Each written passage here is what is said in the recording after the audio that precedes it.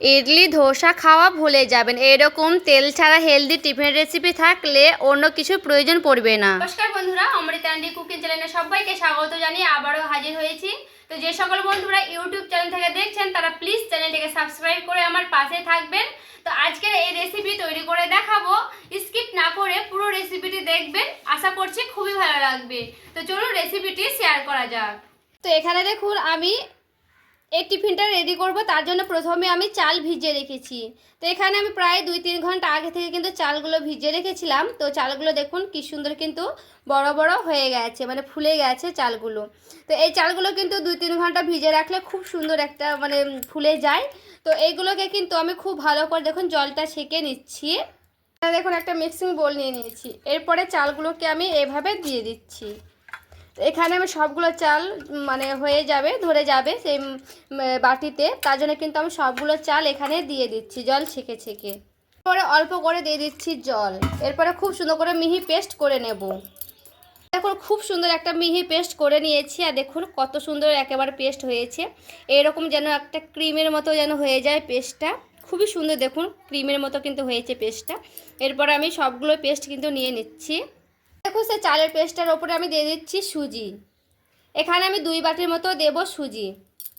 পুরো 2 বাটি কিন্তু সুজিটা আমি দিয়ে দিলাম এখানে।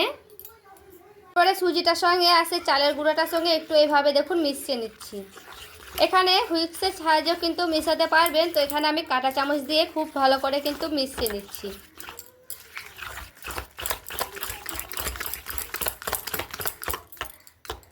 দেখুন ওর সঙ্গে কিন্তু দিয়ে দিচ্ছি আটা। এটা হচ্ছে গমের আটা, সে 2 বাটি কিন্তু আমি দিলাম সেই আটা। অল্প অল্প করে দিচ্ছি গরম জল।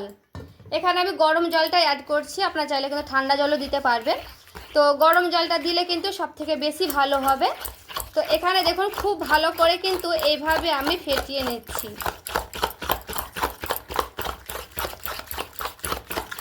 তো এখানে দেখুন আবারও কিন্তু আমি দিয়ে দিচ্ছি জল।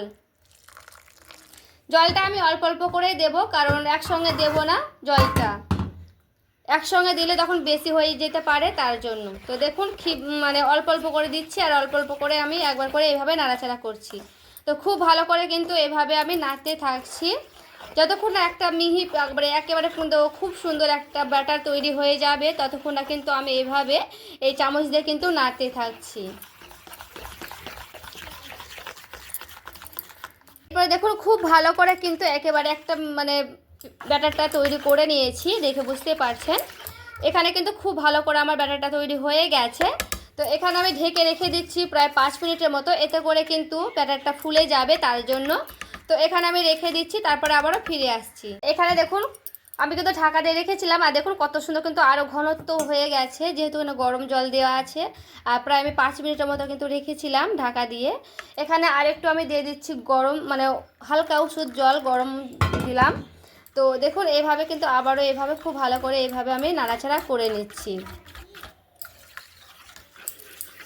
দেখুন দিয়ে দিচ্ছি 1/2 চামচের মতন বেকিং পাউডার। বেকিং পাউডারটা দিয়ে খুব ভালো করে দেখুন এইভাবে আমি মিশিয়ে নিচ্ছি।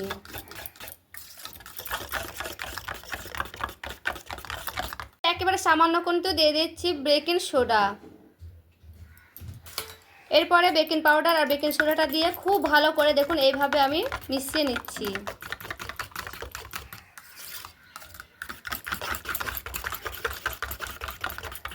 এরপরে স্বাদের ব্যালেন্স ঠিক রাখার জন্য দিয়ে দিচ্ছি লবণ। লবণটা দিয়ে খুব ভালো করে এইভাবে মিশিয়ে নেব।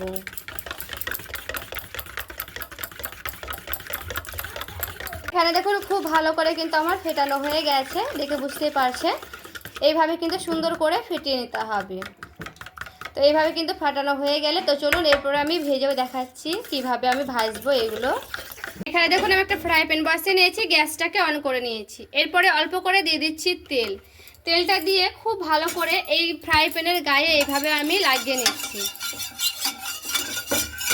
তেলটা দিয়ে হালকা করে এইভাবে আমি জলের ছিটা দিয়ে দিলাম। তো দেখে বুঝতে পারছেন মানে ভালো গরম হয়ে গেছে কিন্তু সেই ফ্রাই প্যানটা।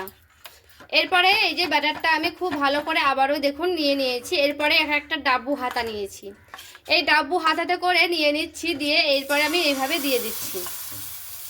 2 চামচ মানে 2 ডাব্বু করে দিচ্ছি। দিয়ে এরপরে এইগুলোকে খুব ভালো করে দেখুন এইভাবে আমি হালকা করে আলতো হাতে এভাবে ঘুরিয়ে নিচ্ছি।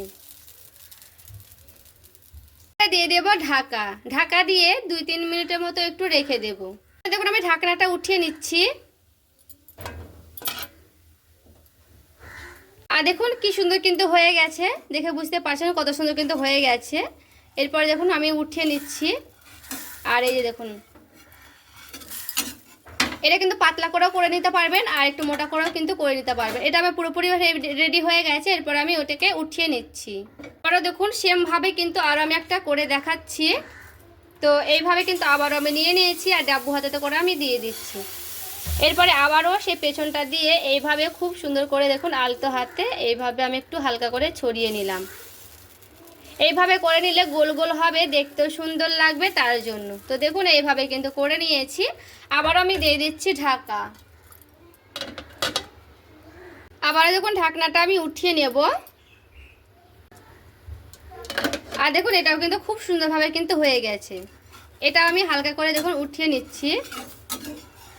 আর দেখুন দেখতে কতটা সুন্দর লাগছে। এইভাবে কিন্তু সবগুলো আমি টিফিন রেডি করে নিচ্ছি, তারপরে আবারও ফিরে আসছি। সবগুলো টিফিন কিন্তু আমার খুব ভালো করে রেডি হয়ে গেছে। আর দেখুন দেখতে কতটা সুন্দর হয়েছে পারফেক্টলি।